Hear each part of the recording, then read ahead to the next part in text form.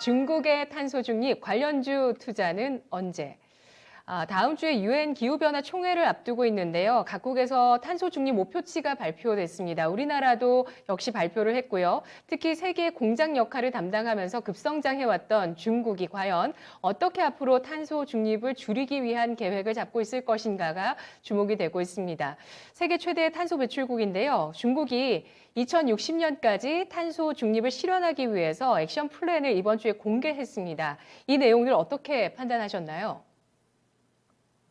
예, 중국의 공산당 중앙위원회와 공무원이 공동으로 2060년도까지는 2030년도까지는 화석 연료 사용 비율을 20% 밑으로 낮출 것이라는 탄소 배출 정점 계획과 그리고 탄소 중립에 대한 업무 의견을 발표하기도 했죠.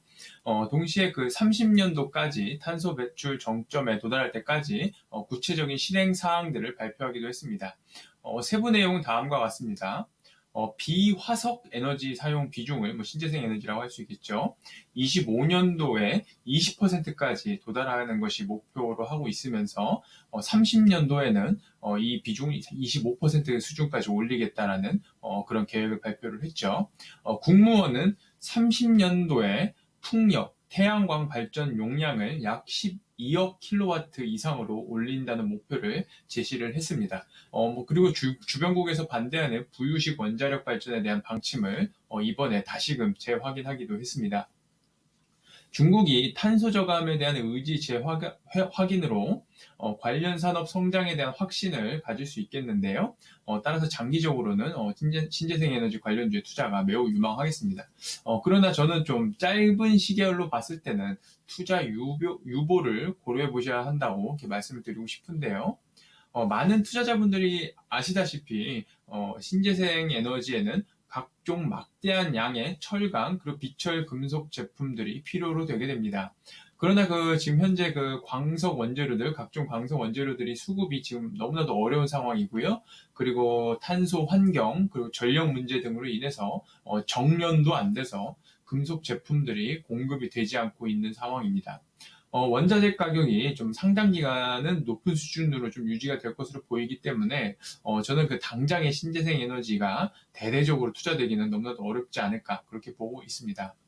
그리고 한 가지 더 좀 안 좋은 소식이 있는데요. 미국의 인프라 법안에서도 신재생 에너지 관련 예산이 좀 탈락될 우려가 있습니다. 미국이 최대 석탄 생산지인 웨스트 버지니아를 지역구로 한 조 맨친 의원의 반대 때문인데요.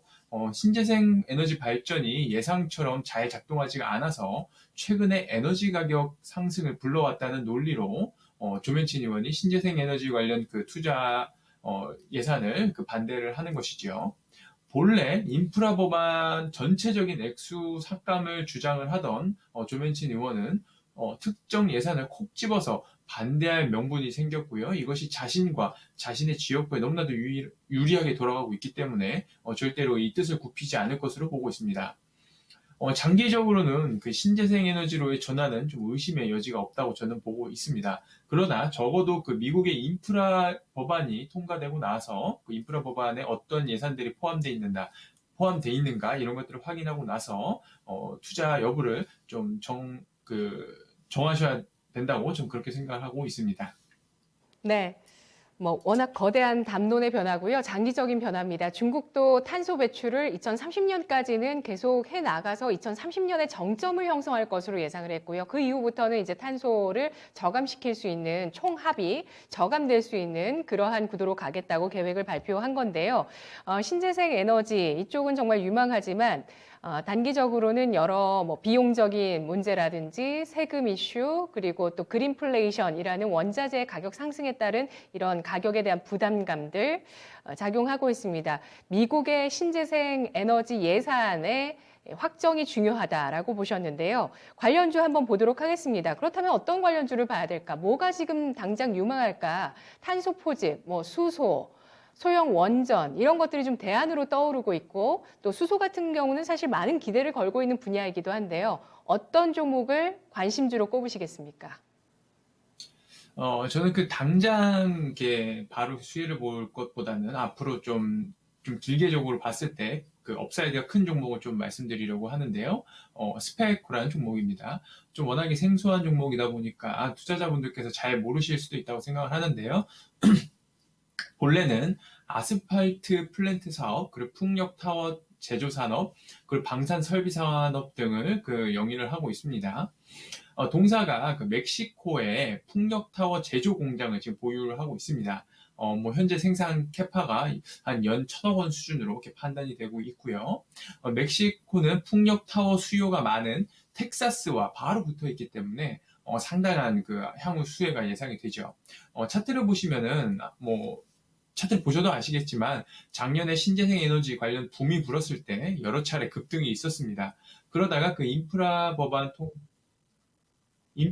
통과가 지지부진하고 그 텍사스에서 그 풍력이 잘 작동하지 않아서 정전 사태가 있었죠. 그런 것들 때문에 앞으로 좀 수요가 좀 좋지 않겠는가라는 그 우려로 인해서 추세적인 하락이 지속적으로 있었습니다. 그러나 제가 그리고 또한 앞서 말씀드린 대로 또 인프라 법안에서 신재생 에너지 부분이 좀 빠질 수가 있어서 그런 우려들이 지금 반영이 된 주가 상황인 거죠. 그러나 그 현재 그 예상대로 법안이 통과가 된다면은 주가는 좀 추가적으로 더 하락을 할 수도 있다고 저는 그렇게 생각을 합니다. 그러나 그 인프라 법안과 상관없이 텍사스는 풍력 투자를 지속적으로 할 겁니다. 인프라 법안이 통과가 된다면 여기서 추가적으로 더 되는 것이죠. 그리고 장기적으로는 미국 국가 전체가 풍력 발전소 용량을 늘릴 수밖에 없고요. 하락이 조금 일단락되고 바닥을 지지한다고 하면은 미래를 보고 다시 주가 랠리가 저는 시작이 될 것이라고 보고 있습니다. 이때 랠리가 다시 시작된다면 저는 CS 윈드처럼 뭐 5배 이상 상승하지 못하리라는 법은 없다고 보고 있고요. 충분히 그러한 큰 상승이 가능할 것이라 보기 때문에 계속해서 관련 내용을 지켜보시다가 좋은 시기에 매수를 하시면 큰 주가 차익을 얻으실 수 있을 것이라 이렇게 말씀드리도록 하겠습니다. 네, 스페코 하면 방산주로 인식하시는 분들도 여전히 많으실 것 같아요. 이러한 인식의 전환이 필요한 종목입니다. 숨겨져 있는 신재생 에너지 관련주라고도 볼 수 있겠네요. 스페코, 멕시코의 풍력 타워 제조 시설을 갖고 있습니다. 인접한 텍사스의 수요가 많다고 보고 있고요. 스페코의 턴어라운드 가능성 예상을 해주고 계시네요.